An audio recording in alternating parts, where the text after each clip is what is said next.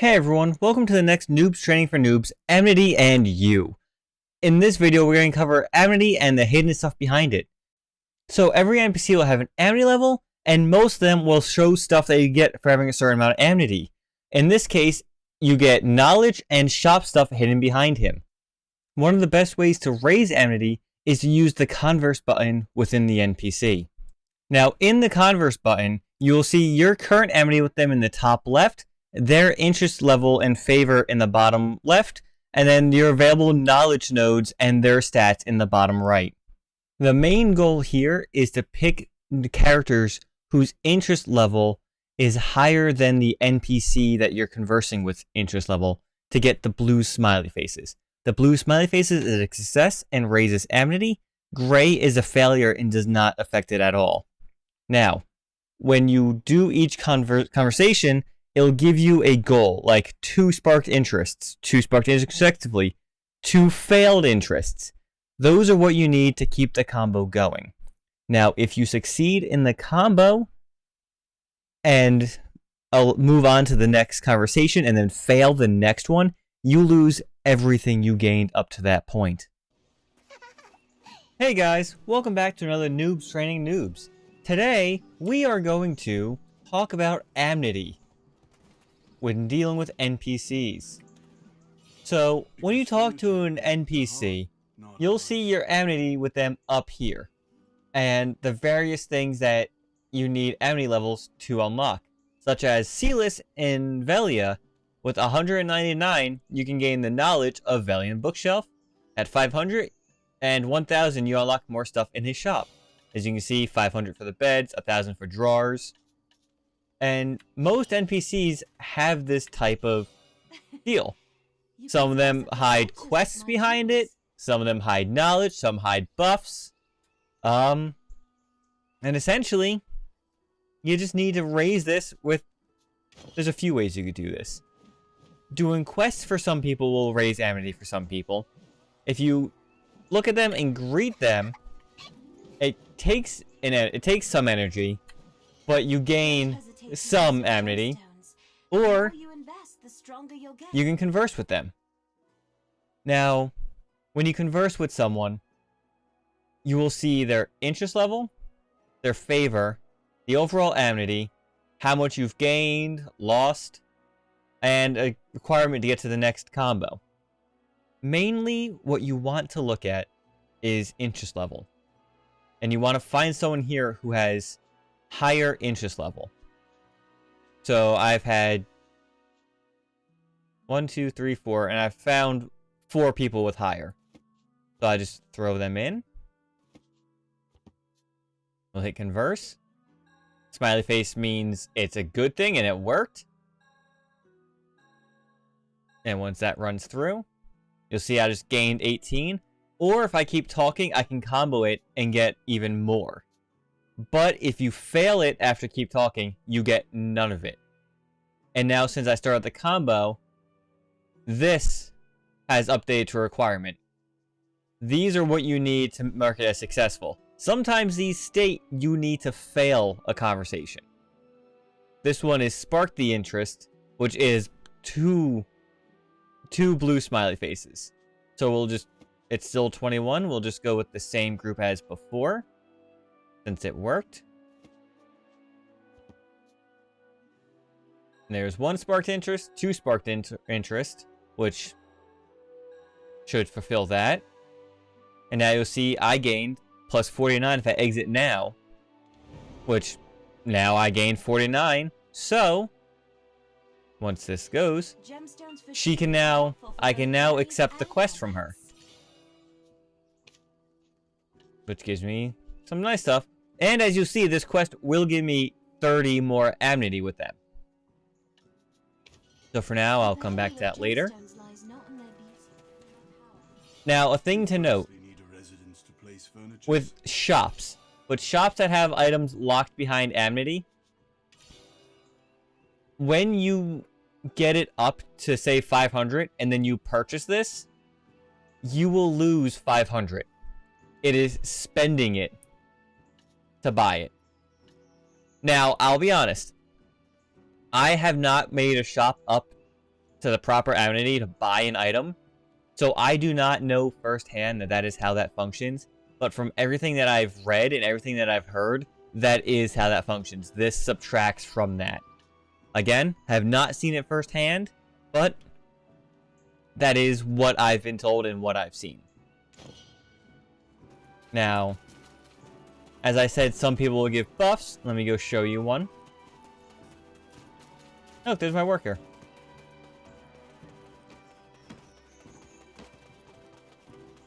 I know Eileen has a buff to her potion's effect at 100 Amity. Let's see. Can I buy your potion? I cannot, so screw you. But one thing I want to note about this. Spark it 4 times. And just level 30. So. Let's see, I have 1, 2, 3, 4. 1, 2, 3, 4, 5. Okay. So, if the interest level is over that, you have a 100% chance for it to be a blue smiley face. If it's below it, you can see it here in the interaction effects that you have less of a chance for it to be a smiley face. Whereas this one is only a 7% chance. This one's 57, 93, 77. One thing to note, this part is how it works, and it confuses me. I don't understand why it works this way. I feel like it should be reversed. But if you have someone with a low chance to spark interest, and then you put them ahead of someone who has a 100% chance, this person will have an actual increased chance. Because this one's after them for some reason. I don't understand why that is, but that's what it is. A lower chance before a higher chance makes the lower chance have a higher chance. Again, I feel like that should be reversed, but it is not. Alright, let's keep talking. I just need to spark interest 1 time. Nope, let's move you. Let's just do the same group as last time.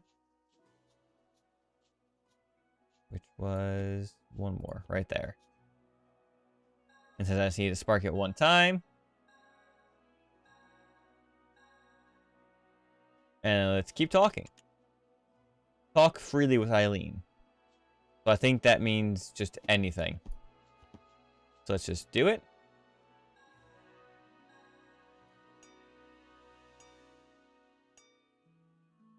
Yep. Talk freely is just do whatever you want. Other requirements actually exist, so I just gained 46. 99. Didn't I need 100 for that buff? I did. Oh, I'm ready. So now, if I spend 5, I can just make her potion even better. What kind of a potion do you require? I guess I needed to have some of her potion in inventory for that. Alright. But also, to get to this ability, you need to have certain amount of knowledge. Which, most times, you just need to talk to people nearby the person to gain the knowledge to talk to them. Well, screw you. But there will be instances where the person you need to talk to is further away, and it will tell you. Such as Olivia in Heidel.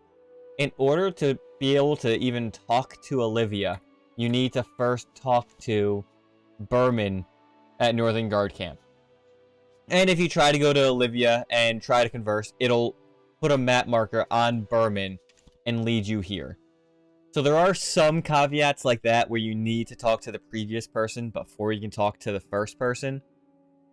But it's pretty self-explanatory, and they'll help you out with showing you where to go for those. There are certain other things, like it's not only quests, knowledge, and shops that are locked behind Amity, such as... Okay, it wasn't him. It wasn't Leano Petro. But how with him you can exchange... Nope. Where is it? You can rent a practice matchlock for 2 contribution points in Western Guard Camp. Come on. Come on.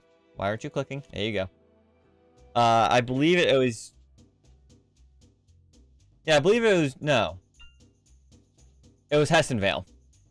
Hessenvale also allows you to rent a practice matchlock, but only after you have a certain amount of amity with them. So that's another thing where... Let's see, you... Nope, just quest and shop. Where certain people will only let you rent from them if you reach an amity level. So it's important to keep that up with people and to actually take a look at the NPCs to see what you're missing from not having high enough amity. Such as Trenin Underfoe here, who I'm sure you've all talked to plenty of times. He gives you knowledge and special shop items that you can buy. Like the agrarian armor. Which, I mean, I guess isn't really that impressive. But it's something. And here's knowledge that you might not get otherwise. So it's... While you're talking to everyone to help fill out your map and NPC knowledge list, it's something to keep a lookout to see how Amity affects who you're talking to. Like, there are 2 quests... Why is that even listed? There are 2 quests locked behind Amity and some special knowledge from this guy. Nothing shop-wise. And tying into this, if you guys did not know, up here next to the minimap is a Find NPC button. So you can find the nearest any of these. Or, say you're looking for a specific person. Say you're looking for Olivia and you don't know where she is. You type in Olivia, and you'll get to see, okay, town? Like, what territory, what town? Oh, Olivia. There's your amity with her. There's her hours. And if you click on it, it paths you straight to the NPC. One thing about that, if you never talked to Olivia to begin with, you cannot find her. That search feature only works if you've talked to the person. Like, there's a question mark on my map of someone I've never talked to. It is Jamie Drucker. So, let's find NPC. Come on. Jamie. Cannot find corresponding NPC name. Now, if I talk to him, I gain knowledge of who Jamie Drucker is. Go back here. Look, Jamie Drucker. It saved my search. So that is another good reason to talk to anyone who has a question mark on your map. That way, if you ever need to find them for any reason, you can just hit Find NPC. Is there something you need? And you'll be able to search them up. And I think that about does it for this video. It's a rather short one compared to the last 2, but it is something that should be explained, I believe, and can actually change a lot of stuff, because all those quests that you didn't know were possible, or all those shop items that you missed out on, you can now go and get rather simply. It does take some energy to converse, but as long as you're not zeroed out of energy, you should be fine. Well, thank you all for watching, and until next time, this has been Noobs Training Noobs from the Seekers Guild. Hope you all have a great evening, day, afternoon, twilight, night, whatever time it happens to be, wherever you happen to be located, and bye!